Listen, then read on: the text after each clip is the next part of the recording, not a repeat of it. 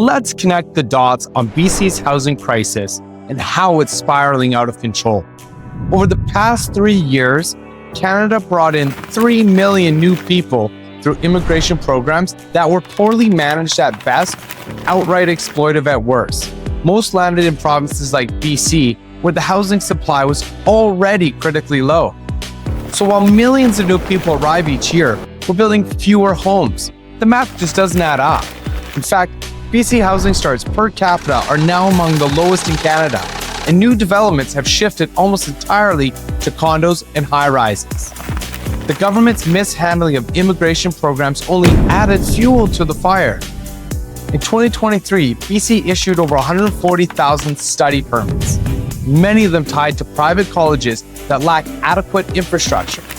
This has flooded the rental market with students who were promised opportunities but are now competing for housing in an already oversaturated market. Temporary foreign workers increased by 70% in the last decade, yet wages for service jobs in BC barely rose, forcing many to juggle multiple jobs while struggling to pay rent. Meanwhile, BC housing vacancy rates sit at just 1%, one of the lowest in the country, and average rents have jumped 20% in the past 2 years alone.